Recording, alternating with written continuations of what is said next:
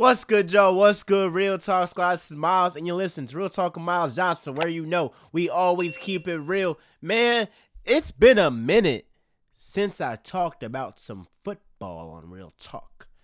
Now, we've been talking about some NBA, been talking about some Sixers, Bronny James. Let's talk about our bread and butter. That is the NFL. I believe that we are, at the time of this recording, 65 days away from opening day, week 1. And man, oh man, I saw this Giants clip on Hard Knocks. It was a little bit of a clip. They were talking about Sequin Barkley. They were talking about Sequin Barkley and deciding on whether or not he should be paid the money that he commands or they should let him walk. And this made me happy. I would like to personally thank the Giants organization for agreeing to Hard Knocks, because we are able to see how incompetent you all are. And it's funny that y'all know Daniel Jones isn't the guy, but you paid him that big salary, and now you're like, well, I have to prove it to y'all that I made the right decision. And because of this, I'm not going to pay Sequin Barkley. I'm going to act like he's just any guy. I'm just going to act like all Daniel Jones needs is a solid O-line when he really flourished under Sequin Barkley. But never mind. And you televise it. You agree to televise it. And then now Sequin Barkley, now he can go back to the crib and be like, yo, this is motivation. If I'm Sequin Barkley, I'm looking at that Hard Knocks clip and I'm saying bet. Every day, every single day, I am waking up to that clip.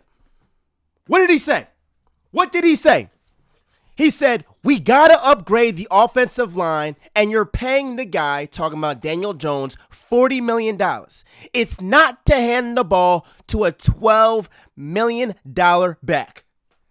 Every day, Sequin Barkley better play this when he get up, and I'm trying to tell you, bro, every single day. And A.J. Brown, he backed that up too. I know you saw his tweet. He said that got him fired up. So thank you, Giants.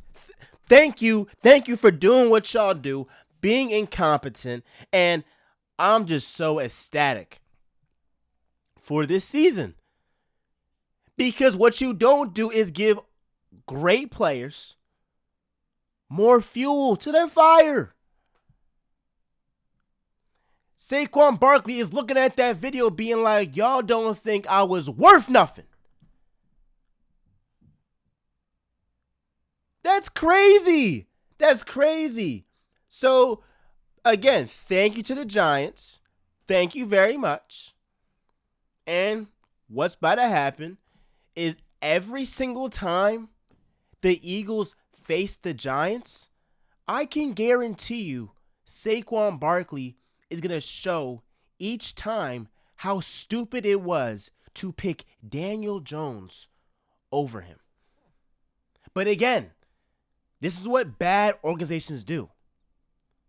Because like I said earlier, the Giants deep down know we shouldn't have paid Daniel Jones all that money.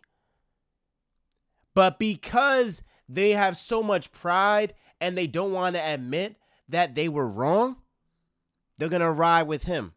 What did he say? This is the year for Daniel. The plan all along was to give him a couple years. Is he our guy for the next 10 years, or do we need to pivot and find someone else? You're capping if this is what you envisioned for Daniel Jones. You're just capping. You're just capping, bro. Coming off a 6-win season, when the year prior you, by a miracle, made the playoffs, that was not what you envisioned. And if that is what you envisioned, then you should be fired on the spot. Facts. And so, look, all I'll say, bro, is thank you to the Giants again. And a lot of y'all New York Knicks fans is New York Giants fans. And y'all been very, very cocky around basketball season when for the next 9 months, I wouldn't say 9 months, for the next several months of this NFL season, you're going to be sad. Whether you're a Giants fan or a Jets fan, you're going to be sick because the Giants not doing nothing and the Jets not doing nothing. So you can hang on that first round win against the Sixers. Congratulations. I mean, I was at MSG. I saw y'all chanting, "We want Boston," and then you lost a Game 7 on your home court. So, I mean, you can't make up how delusional New York fans are. And if you are a Philly sports fan and you see what the Phillies are doing, you see the moves that the Eagles made, you saw the move that the Sixers made. Even though I'm a little bit hesitant, I'm going to talk about them a little bit later, I'm still optimistic about what we can do. I ain't going to say championship, but I'm optimistic. But New York fans, I mean, even the Yankees, the Yankees not even, they got the best player in baseball, but it's like it's a one-man show right now. They haven't been that good. So it's funny, bro. It's funny. And I want to talk about, on another football note, another NFC East rival. Who is this? Oh, let me just put my phone on Do Not Disturb because it's about to get real. I want to talk about another NFC East rival. The Dallas Cowboys. The Dallas Cowboys are dead before the season even started. And I'm loving every single bit of it. I mean, you're telling me Malik Hooker, this guy is challenging Micah Parsons. Isn't Micah Parsons y'all best player? Isn't Micah Parsons y'all best player on defense? Isn't Micah Parsons a candidate for Defensive Player of the Year every single year he's been in the league? But you got role players questioning the commitment of the superstar player. You can't make this up. You can't make this up. What am I alluding to? This is what Malik Hooker said on Keyshawn Johnson's podcast. My advice for Micah would be just make sure we're all right and being where your feet are. Because if we're at work and the run game's terrible, but you're doing a podcast every week and you know that the run game is terrible, then what are you really caring about? Are you caring about the crowd that's watching your podcast? Or are you caring about the success of our team and the Super Bowl that we are trying to reach? They definitely felt away by that. Ooh. I'll see that last one again. Or are you caring about the success of our team and the Super Bowl we're trying to reach? Let me say this. If Malik Hooker, a role player, can question the best player on the team's commitment to the team because he does podcast publicly, what do you think the Cowboys players are thinking in their head behind closed doors in the locker room? What do you think these players felt when Micah Parsons did a podcast with Jordan Love after they got embarrassed? How do you think they felt, bro? Don't take it for my word. Take it for his own teammates' word. If he's questioning the commitment of his superstar player on his team, what do you think they're saying behind closed doors, bro? The Cowboys are cooked. They are cooked, bro. They are flat out cooked. And I'm loving every single bit of it, bro. I'm loving it. Y'all got a defensive coordinator who has a 1-year deal. Mike McCarthy, last year of his deal. Dak Prescott last year of a deal. I wouldn't be surprised if the Cowboys win 7 games next year. I'm so serious, bro. Because you have a locker room that doesn't even respect your superstar players. They don't. And they don't respect the best player. That's a damn shame. How do you have a team that you don't respect your best player? I'm trying to think about it. Like how is that possible? How is that possible? We about to see, bro. I can't wait to see. Now, a lot of y'all Cowboys fans going to be delusional. You're going to try to say, oh, Miles, you hate it. I'm just trying to speak facts to you. And I'm trying to get you to peep what's happening before the real writing on the wall happens and you miss the playoffs. That would be a sick sight to see. It really, really would. But if I had to bet my bottom dollar, I would bet the Cowboys miss the playoffs than they win a playoff game. I can guarantee you that. And I'm going to say it again. The Cowboys are dead before the season starts because they don't even respect their best player. That's a damn shame. That is a damn shame. Let's talk about the Sixers. And I'll start off with Jared McCain. I ain't going to lie, y'all. Jared McCain is kind of growing on me. No diddy. He's kind of growing on me, bro. I mean, when you talk about a Sixers lineup of, let's just say it was Jared McCain, Paul George, Ricky Council, Kelly Oubre, Andre Drummond. I like that second unit. And when I say Paul George is in the mix, I'm saying I like a lot of minutes that Paul George has, with the second unit. Because he could go crazy.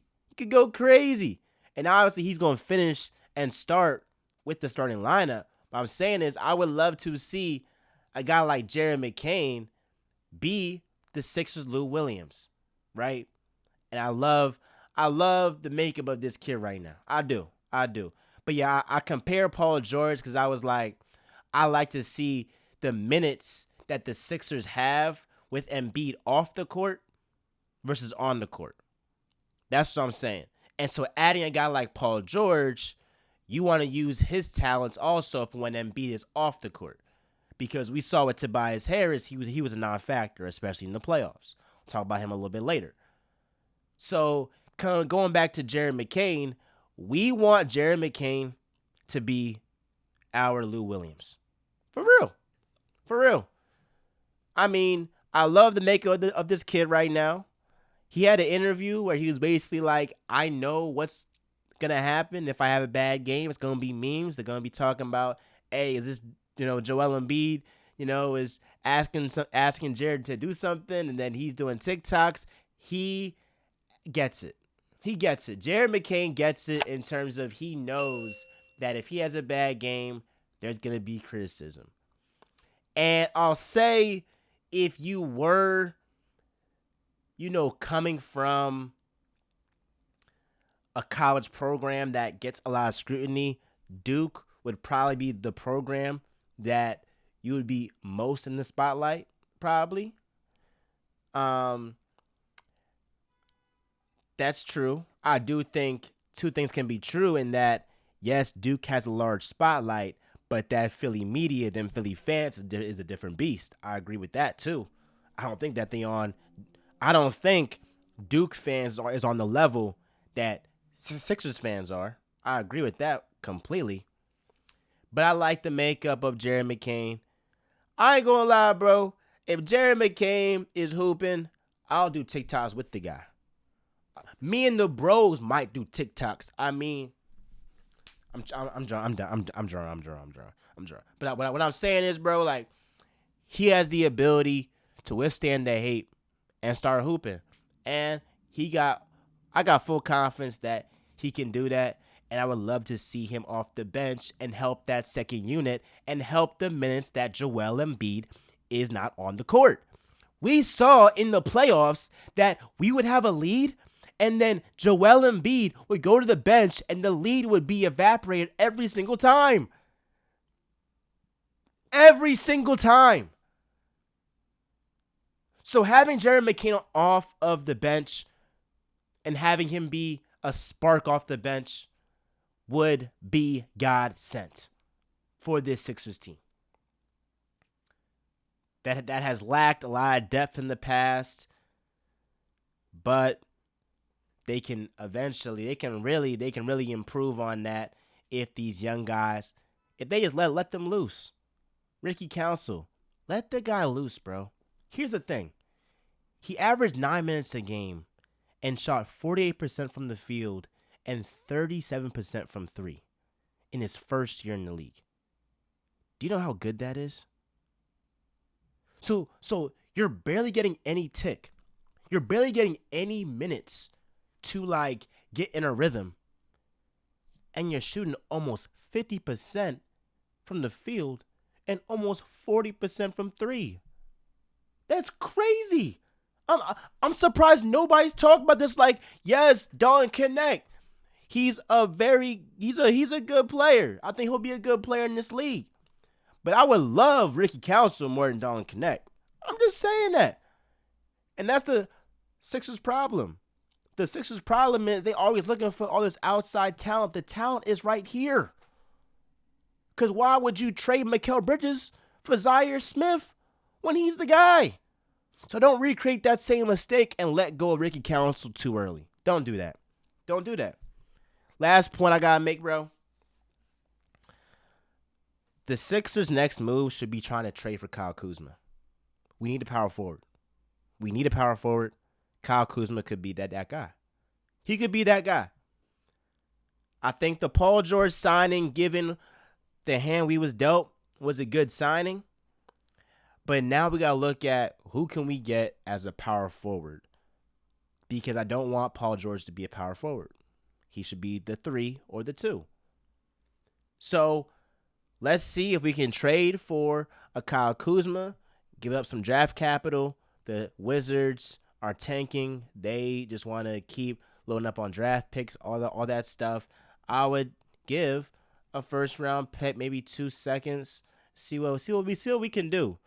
See what we can do to get Kyle Kuzma. I would love to see that. Let me know if you would like to see Kyle Kuzma in Philly. He was a great role player on a championship team in 2020. I think he could be a great role player for the 76ers. I'm serious. And shout out to New York. These cars be going crazy, but that's just what it is. Be sure to like, comment, subscribe, do all that jazz. Hey, look. Show me some love, man. I appreciate all the love that y'all showing on TikTok, Instagram, YouTube. Really warms my heart a lot and helps keep me going. And I just appreciate y'all rocking with me. We're about to hit our 4th year together. We started in July 2020. Man, time be flying. Love y'all. Let's do it. Peace.